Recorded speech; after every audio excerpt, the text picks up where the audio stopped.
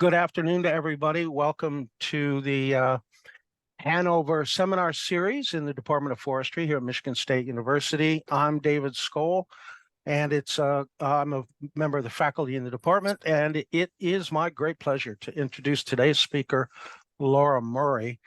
I've been working with Lara the past year on a major USDA committee that's focused on drafting National Forest carbon inventory measurement standards to support the White House strategy for climate smart agriculture and forestry.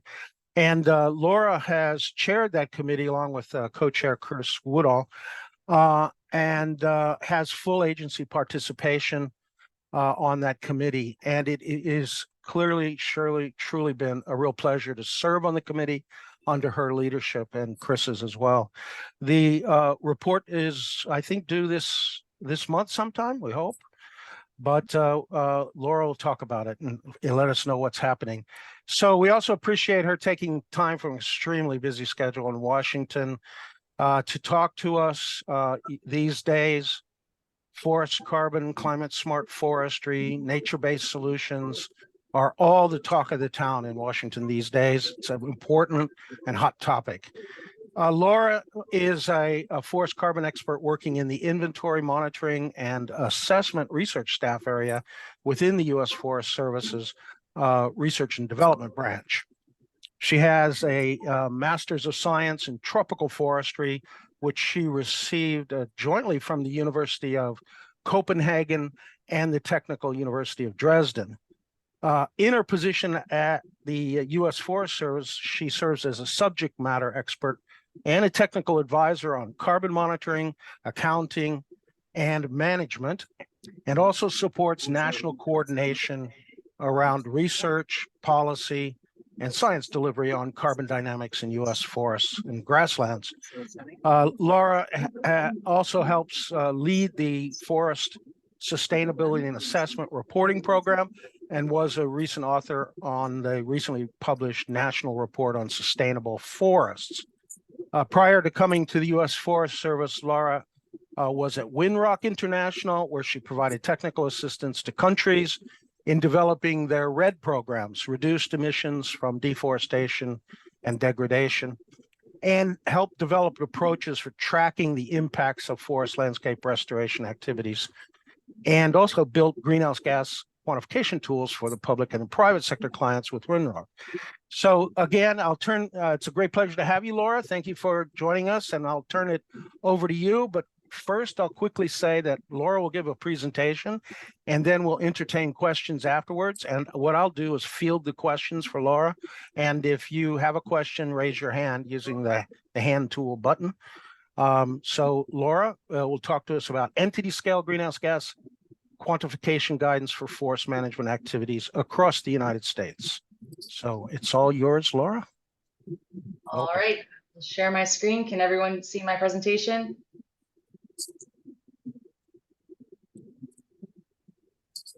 We good?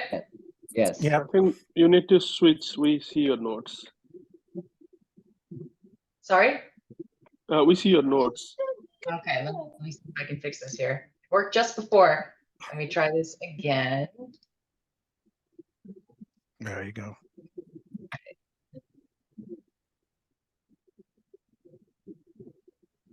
Better? Yeah, that works good. All right, awesome. Thank you. So good afternoon, everybody. It's a pleasure to be here. I thank you for inviting me to speak at this series. It's a great opportunity to share our work and its context. I look forward to hearing how it resonates with this audience and exploring how we might collaborate on advancing forest carbon science synthesis and delivery in the future. I'd also like to start by acknowledging Chris Woodall, who's on the line here, but was a co-author of this presentation and the coordinating lead author of this body of work. I'd also like to acknowledge the many other authors that contributed to the updated entity guidelines. Nearly 40 authors from across the Forest Service, as well as from academic institutions, non-governmental organizations, and other research-based organizations. So the subject of this presentation is the Quantifying Greenhouse Gas Fluxes in Agriculture and Forestry Methods for Entity Scale Inventory, which we call just for short the Entity Guidelines. It's published by the U.S. Department of Agriculture's Office of the Chief Economist. The first version of these guidelines were published in 2014, this next version should be coming out, as David indicated, toward the end of this month or maybe in March, but we're hoping as soon as possible. The intent of these is to provide project scale greenhouse gas accounting for the agriculture, forestry, and other land use sector. And it's for use within the USDA, other federal agencies, as well as by farmers, ranchers, forest landowners, private sector entities, etc. It offers methods and data, but it does not directly apply or provide guidance for projects seeking to engage with the voluntary or compliance carbon markets, largely because it doesn't address a lot of the key constructs that those markets require, such as permanence, additionality, linkage.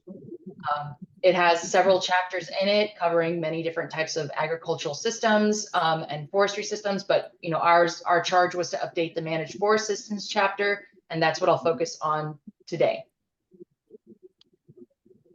Before I get into the details, I think it's important to provide a little bit of context on some of the broader needs around this type of guidance. At the highest level, as part of the United States nationally determined contribution to the United Nations Framework Convention on Climate Change, the United stated it would support scaling of climate smart agricultural practices, reforestation, that type of thing.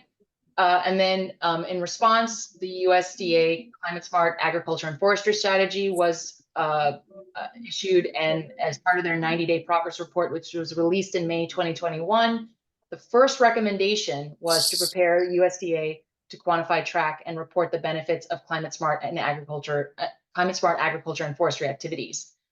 In early 2022, the White House also announced the formation of a greenhouse gas monitoring measurement interagency working group, which was to identify and deploy the best tools available and data systems to measure, monitor, and report carbon dioxide and other greenhouse gases.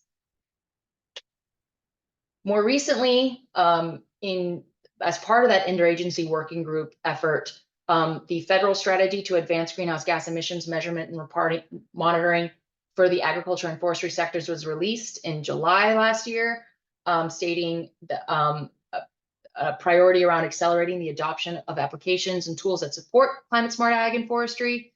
And then most recently in November, in advance of the United Nations Conference of Parties, the national strategy to advance an integrated greenhouse gas measurement, monitoring, and information system was released by the White House, which identified these entity guidelines as part of the supporting task to develop a living set of guidance for researchers interested in studies to inform improvements to activity-based greenhouse gas estimates. So the journey to update these guidelines has been quite a long one.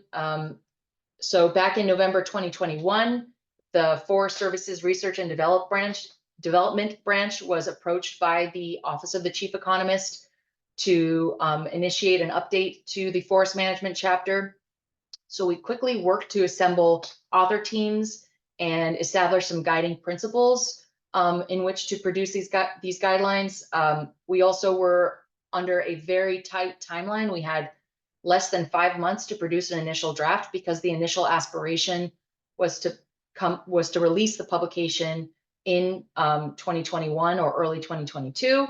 But in the intervening time, all of these different needs and applications and the visibility of this product was increased. And so including the White House's Office of Management and Budget designated the guidelines as a highly influential scientific document, which required the guidelines to go to the Federal Register for public comment.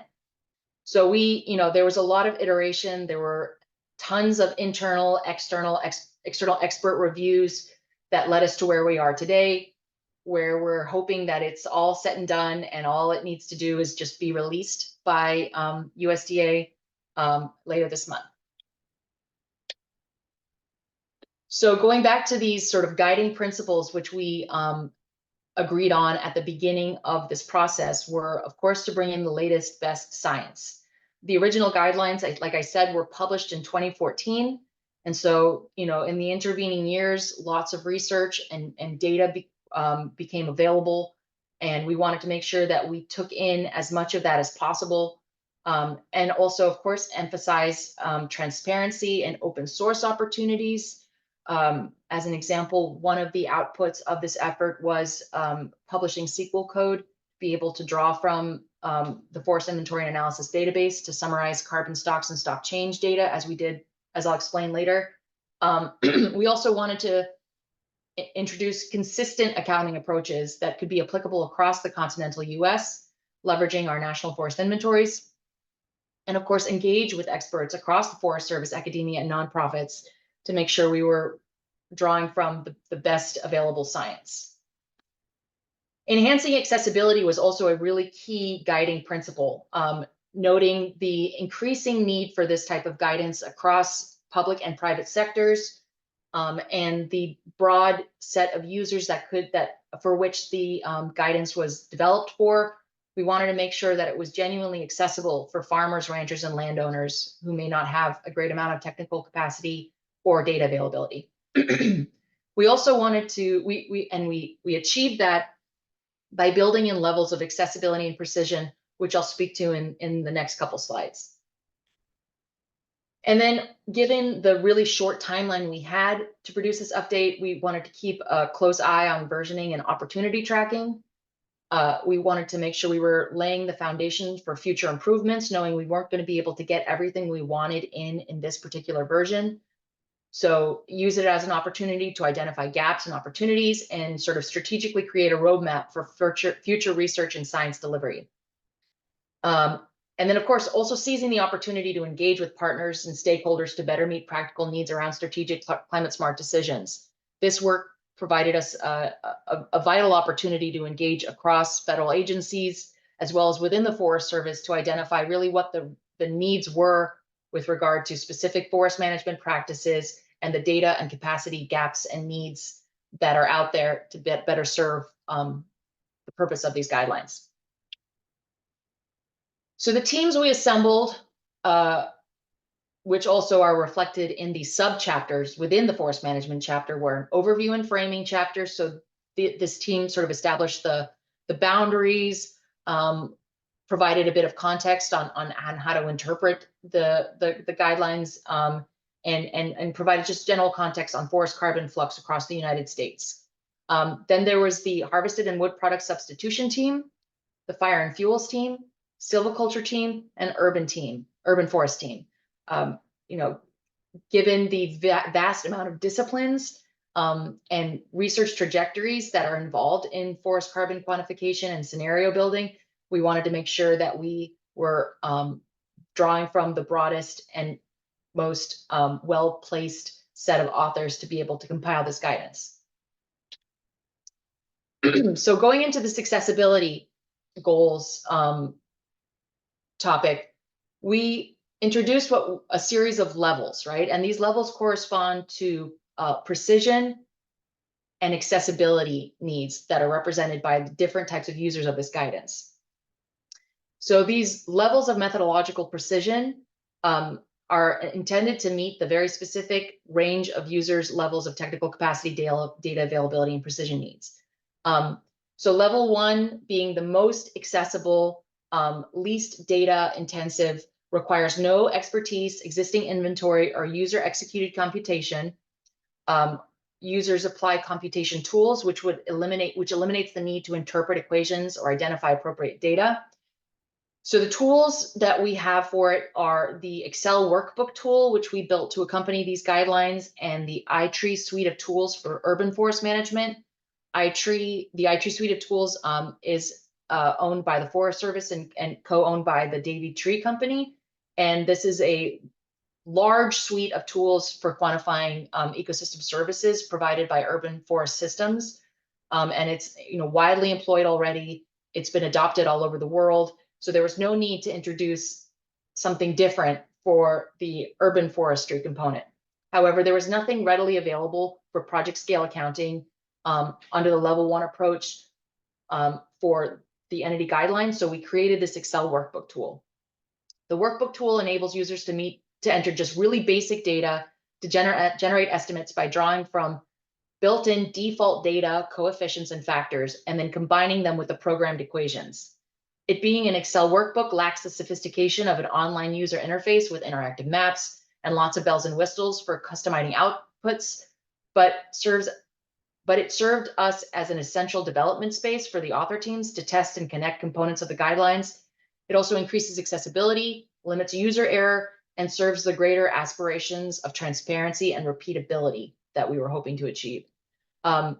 So we like to refer to the tool as with like a lowercase t, and hope that it's a jumping off point for more sophisticated tools we're seeking to build to meet the user greenhouse gas quantification needs going forward. Level 2 approaches basically use the same essential computation approaches as level 1, but enables people to use their own custom data for more site-specific estimates, right? So people can use local inventories or published literature or existing forest resource online tools that the US Forest Service maintains, like eValidator, if they feel like they need something more site-specific to reflect their carbon stocks and stock change numbers for doing projections. And then iTree tools, once again, used for the urban forestry component, and the increasing levels for under iTree allow for an accounting for an expanded set of sources and sinks of greenhouse gases.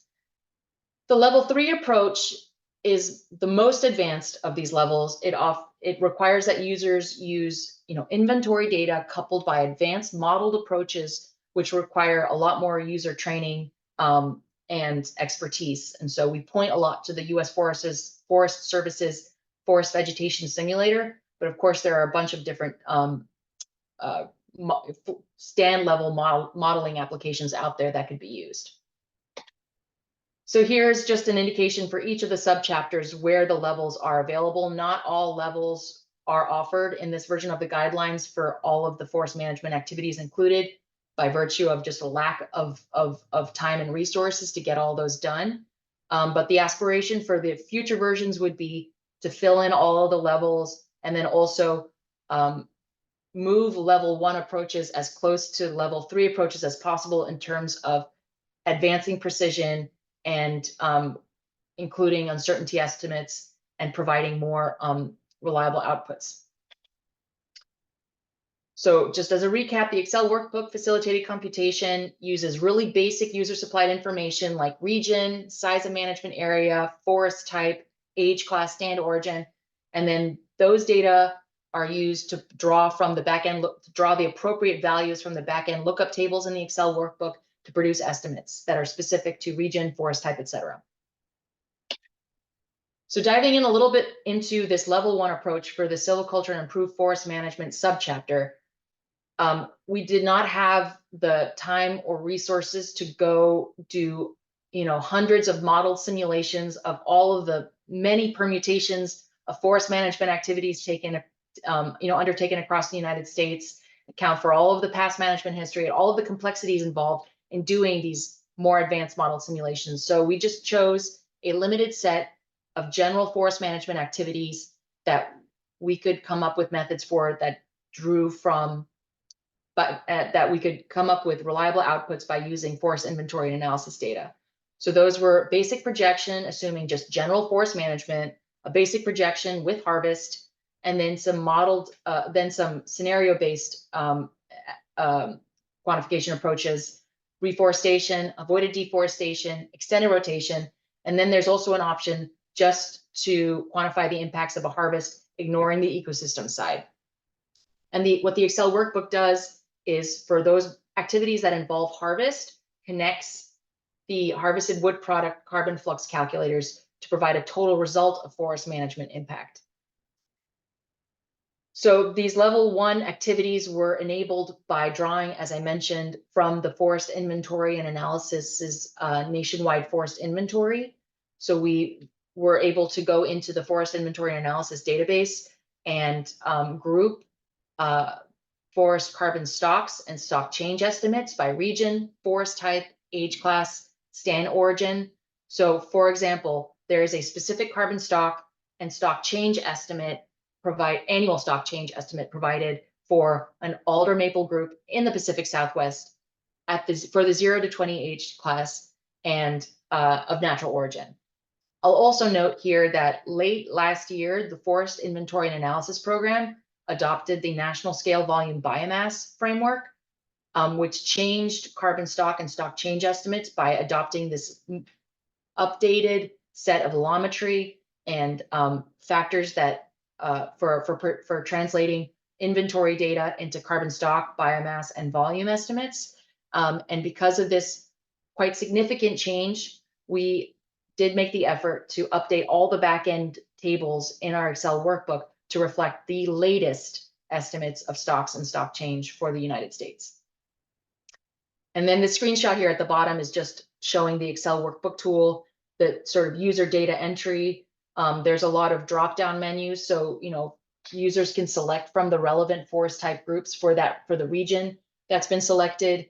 And in cases where a user doesn't know the species that they're looking at, the forest type group that they're looking at, we offer broader grouping. So like predominantly hardwood species, type not known. Sorry, you probably can't see that because it's so small here, but you can have broader grouping of species, and then those the carbon stock and stock change estimates are drawn from a broader regional average. So this again speaks to that ambition toward greater accessibility, recognizing that not everyone knows the exact species combinations they're looking to project carbon flux and stocks for. So for the particular grouping of user inputs, these are what the basic projections would be of carbon stocks up to 50 years into the future, and then carbon flux 50 years into the future, cumulative. We also were careful to shade the cells past 25 years up to 50 years because the farther into the future a projection is made, the greater the uncertainty. And so we wanted to provide users a visual cue to take those estimates with a grain of salt, given the fact that specific forest management activities and disturbance probabilities might significantly change these predicted outcomes. I'll also note that because we relied on forest inventory and analysis data to come up with these carbon stock and stock change estimates, for some regions, the estimates rendered might produce sort of illogical outputs, and that might be because for that specific forest type grouping, there are not sufficient amount of plots to be able to come up with an accurate or reliable carbon stock and stock change estimate, or where in areas where there are persistent there's persistent disturbance, like in many areas out west, you might actually have the forests that are measured by the Forest Inventory Analysis Program to be a source of emissions. And so, this is just something that we're going to be working toward in the next version, is characterizing uncertainty and looking at where forest inventory analysis data, a group like this, can be reliable or where it's not. But for the meantime, this was the most consistent CONUS-wide approach that we could apply that provided estimates for these forest management activities. And then quickly as a recap, level 2 approaches for silviculture and improved forest management, the methods that are documented in the guidelines under the level 1 approach, use those equations, but bring in your own more site-specific data, whether that be from publications or eValidator. And then level 3, use statistically appropriate forest carbon inventories coupled with appropriate biometric models and projection systems, which obviously, if most people who aren't trained foresters, and even a lot of trained foresters, aren't going to know how to use the forest vegetation simulator off the bat. So we recognize that. So moving on for the methods applied for the activities with harvest. This diagram here is just to show the complexity of the science and data needed to understand the journey that the carbon in a tree takes once harvested, and the impact it can have on atmospheric greenhouse gas concentrations. In this diagram, we see the different routes carbon can take, including where temporary and long-term carbon storage is achieved, and where there are opportunities for substitution by using wood products in the place of more fossil fuel intensive materials or energy sources. Quantifying carbon flux post-harvest should account for decay rates of logging residues and wood product types, processing efficiencies, disposal practices, etc., all of which can be very site or region specific, and a lot of the time people have no access to that information if it does exist. So, and then I should also say that understanding the substitution potential of wood products requires complex life cycle analyses. So while there remain a lot of gaps in the science and data for performing these analyses, the Harvested Wood Products sub-team offered an approach that leverages the latest data and science to enable a plurality of users to perform the analyses, connecting ecosystem side accounting with harvested wood carbon flux modeling. So for the activities with harvest, those activities are those lists. I repeated those activities up here on the top left of the screen. The Excel workbook and the level 1 approach offers 2 options for users. For users that do not know what their anticipated harvest amount is, they can use the default data from the forest inventory and analysis on growing stock volume. For users who do have an idea of what their harvest volume or weight amounts look like, that can be directly entered into the Excel workbook tool. And it also has the flexibility to enable users to input data in a variety of different units. So whether that's 1,000 board feet, green tons, 100 cubic feet, 100 cubic feet per hectare, the workbook tool automatically does the conversions in the back end, again, trying to enable this accessibility. So the outputs in the Excel workbook for an activity that involved harvest. So let's say we did a basic projection and you're harvesting in 20 years. It calculates the ecosystem side. I should get my tool out here. So the ecosystem side flux that would happen up to 20 years until harvest. And then you get a breakdown of the amount of carbon that is pulled out via saw logs, the amount of emissions from bark, emissions from logging residues. So this is the full breakdown. And then you get an estimate of the carbon stocks that are in the harvested wood products in use at year 0 post-harvest, and then by year 100 post-harvest. As you can see here, a lot of the stocks end up in solid waste disposal sites at the year 100 post-harvest. And then ultimately you get an estimate at the year 0 post-harvest, what carbon that gets harvested remains stored post-harvest. The Harvested Wood Products team also endeavored to offer an estimate of what the substitution potential of harvested wood products are if used in the place of more energy intensive or fossil fuel intensive energy or products. We present the results separately because life cycle assessments include analyses of carbon sources or greenhouse gas sources and sinks outside the agriculture, forestry, and other land use sector. So we wanted to make sure we were still adhering to IPCC best practices by dividing our estimates into the appropriate sectors. But we thought the team thought it was an important bit of information to offer people as part of their general analysis of what the greenhouse gas impacts of a harvest could look like. Moving on to fire. Under the level 1 approach, the fire team leveraged the tree map product, which uses forest inventory analysis data, and inputted that into the Forest Vegetation Simulator's Fire and Fuels Emissions extension to produce lookup tables that reflect the direct emissions from fire by region and forest type for 3 fire severity scenarios. So those are represented in this diagram here. So you have a scenario that's for each region and forest type.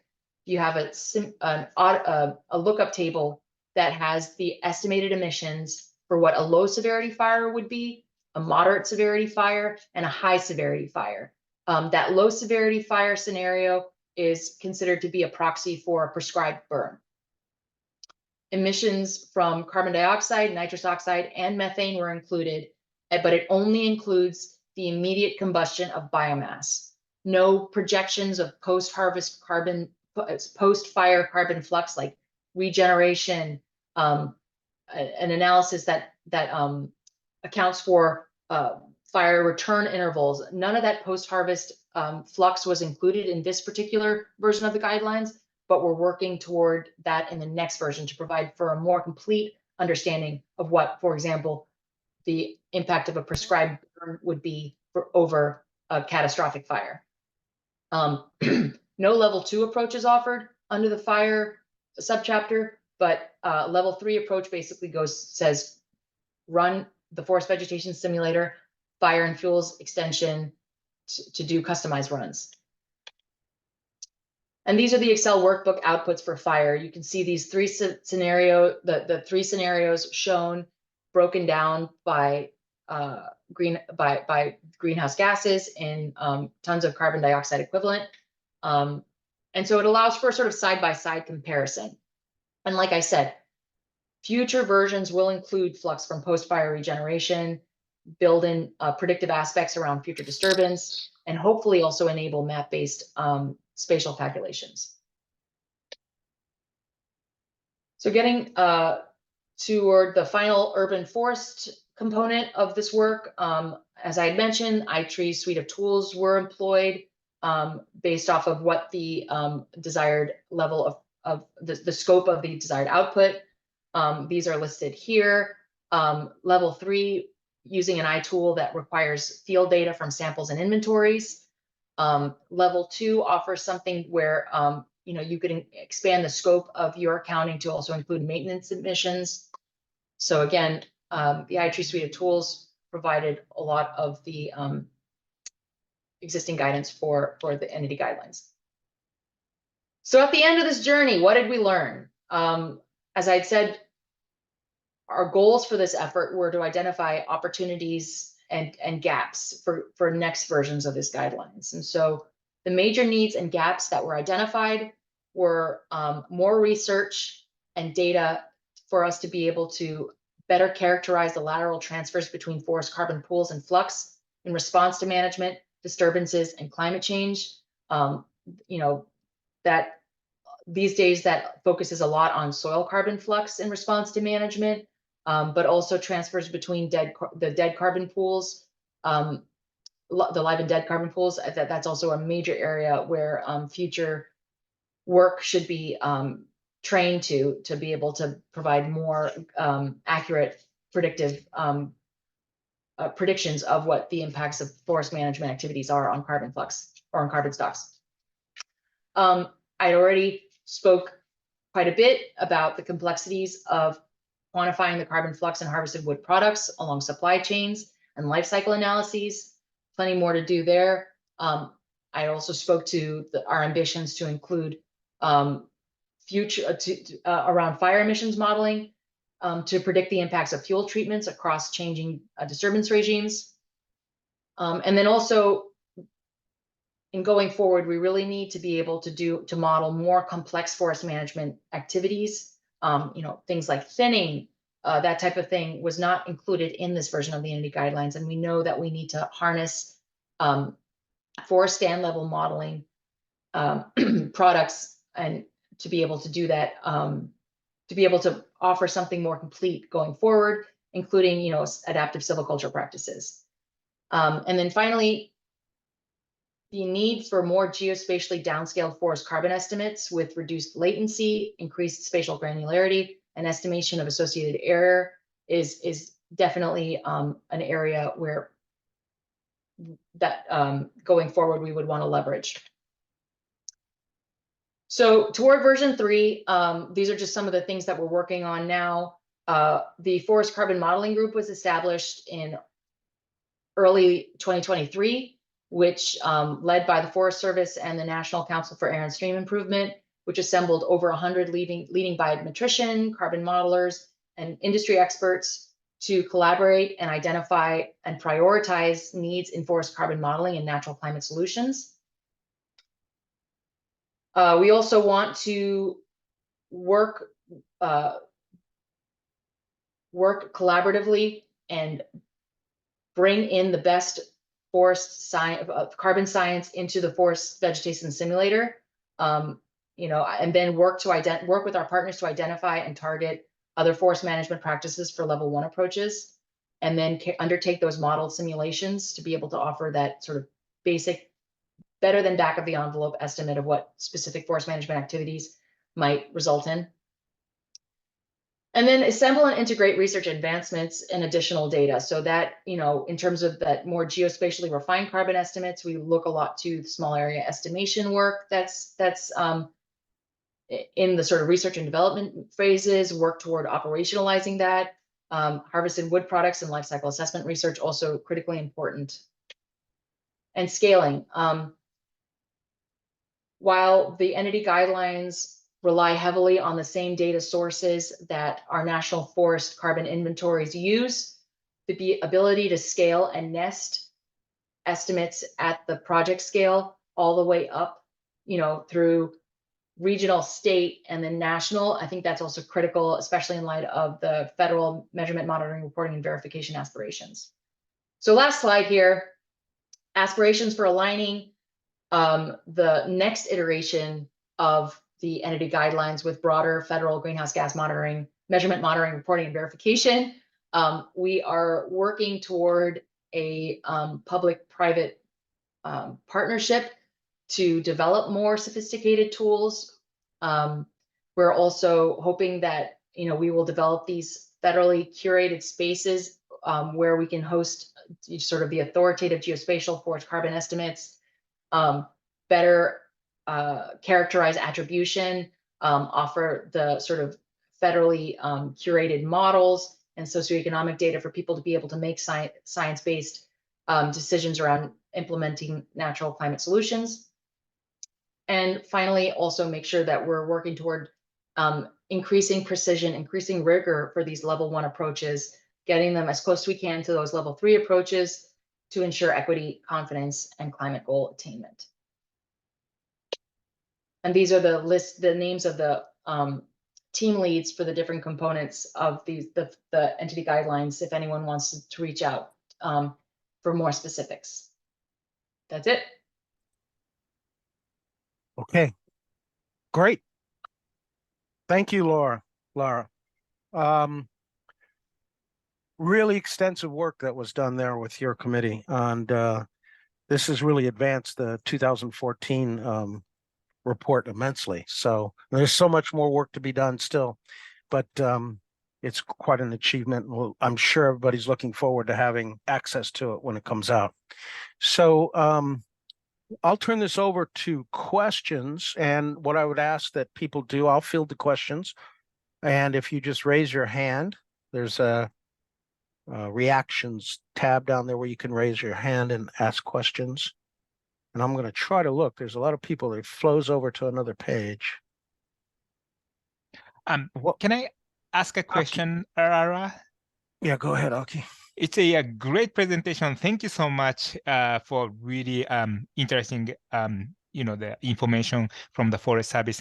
And I got a question about the model of the carbon flux of the forest. And is it based on the flux tower measurement, which in turn into the modeling? Am I correct? The forest inventory and analysis program is based off of permanent plots. So it's looking at revisited permanent plots over time that are systematically, placed across the United States. There's some, Chris might want to come and correct me, but I think it's some 350,000 plots across the United States. And I think Flux Tower, that those calibrating our models, calibrating the forest vegetation simulators outputs, calibrating them to be able to better integrate some of those Flux Tower measurements to account for, broad sort of ecosystem responses to management, right? That's certainly an area where this sort of research needs to feed into these modeled simulations. I can also let Chris speak to this too, because this is as we all know. Yeah, thanks, Laura. Yeah, just tack on to what you said.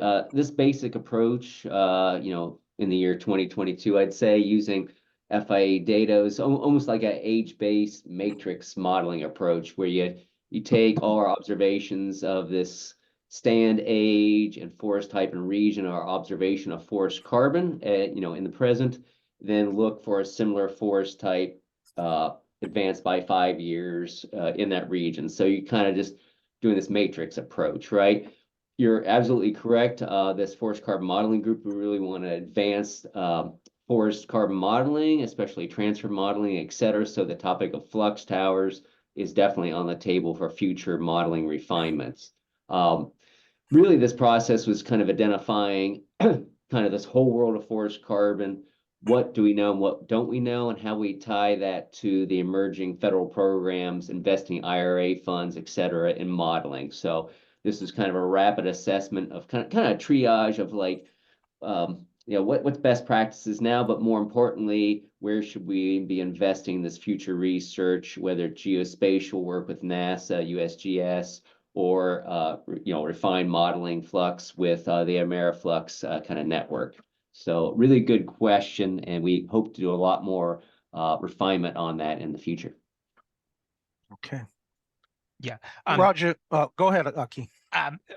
Sorry about that. Yeah. So so it's based on the lots of forest inventory stands, and that is a great way to assess the biomass change above ground. Therefore, you can calculate how much carbon is fixed from the atmosphere to the biomass. But I think there's a big uncertainty in the root as well as the soil carbon. So I was wondering how accurate your confidence have in these components of this, forest carbon flux. That's what I wanted to ask. Well, for soil carbon was not included in the level 1 approach for the entity guidelines, and the forest vegetation simulator does not account for soil carbon flux.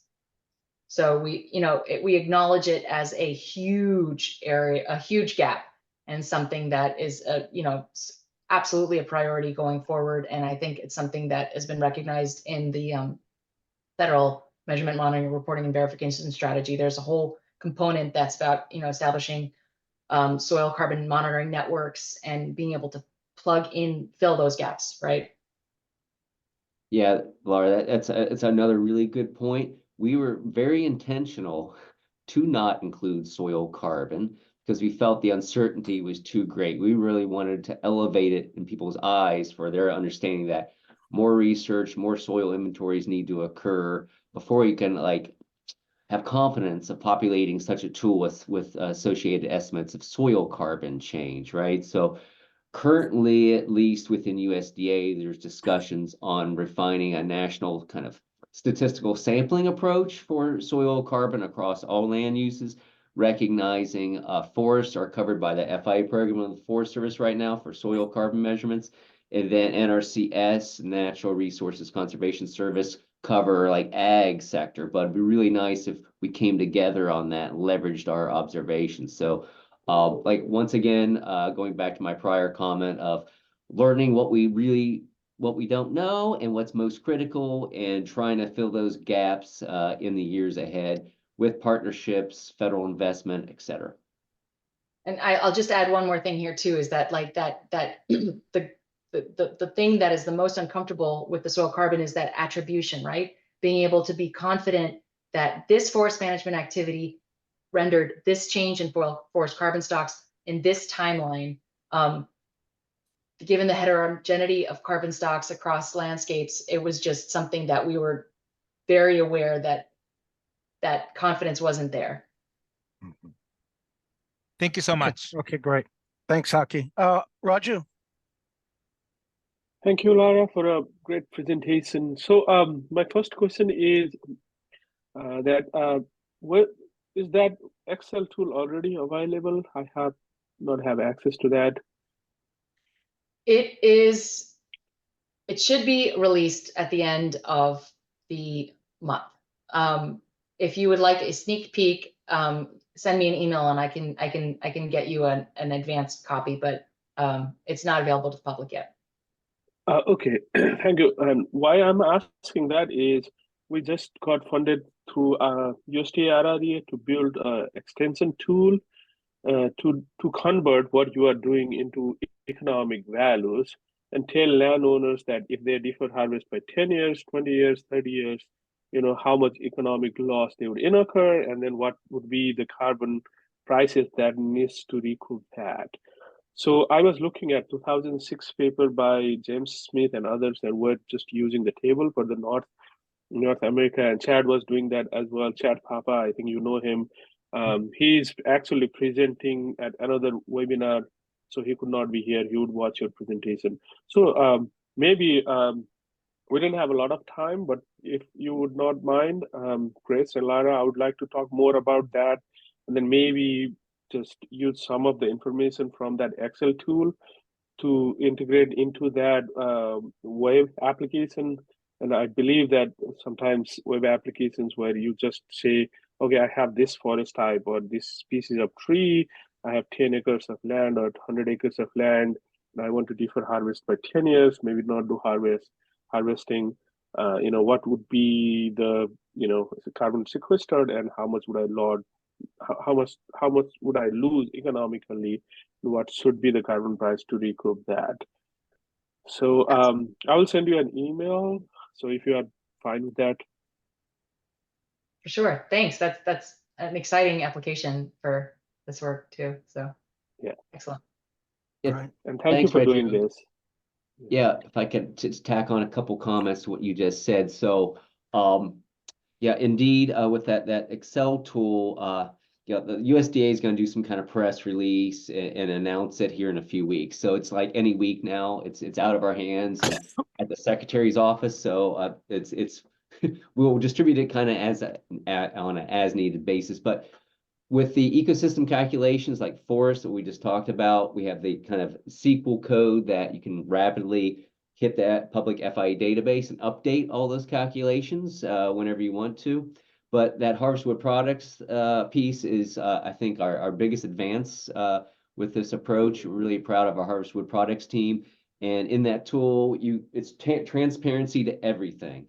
We have all the lookup tables, so you can take it and run with whatever application. So like Lara said, this tool is with a lowercase t. It's more about having that kind of transparency in our calculation approaches and code, so people can like take it to the next level or take it to whatever application they're developing. So thanks for asking about harvestwood products.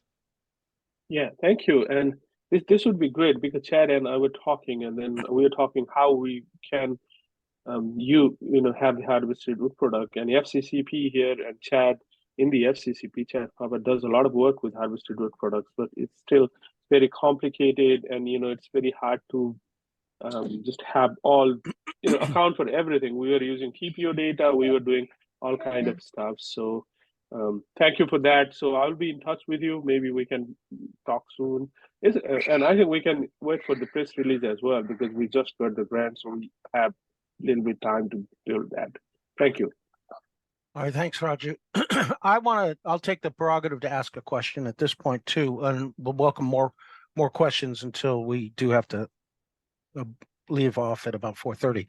But there's some sense in what I've read and my participation with this work that there is a strong motivation from the White House to on the accessibility side of this thing that you emphasized over and over again. That is that there's this recognition that the nationally determined contributions, our national commitments to climate change mitigation, really can't be realized by just focusing on the national forest estate, if you will, and that it needs to engage individual landowners, land managers, private entities. And that's why, I guess, in the title, even back in 2014, it was called entity scale, because it really does apply to more than just public lands, right? So with that, and so the White House is saying we just can't meet our objectives until more and more regular landowners, farmers, et cetera, get involved and use state-of-the-art tools that are very easy to use, they're accessible, and they can do their own calculations.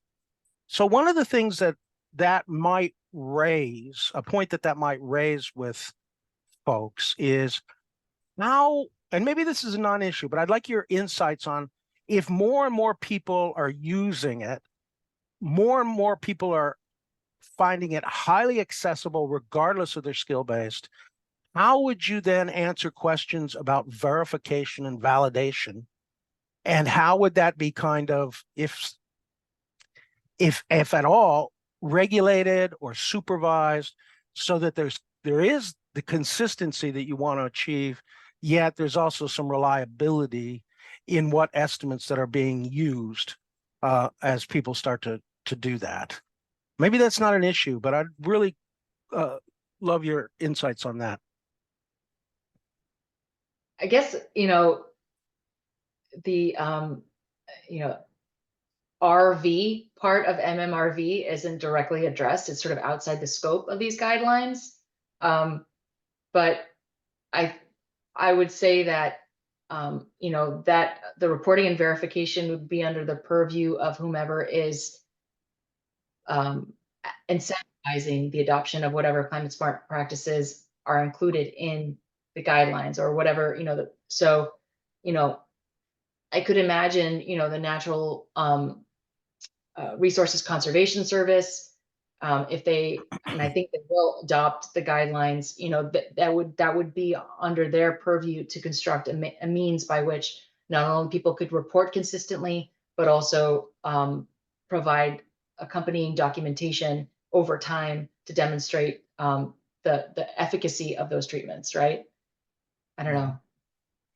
So you already see a follow-up. So you already see that the carbon inventory, carbon measurement, reporting, verification parts of the, let's say voluntary carbon markets, which is different here, but they're already under assault, right?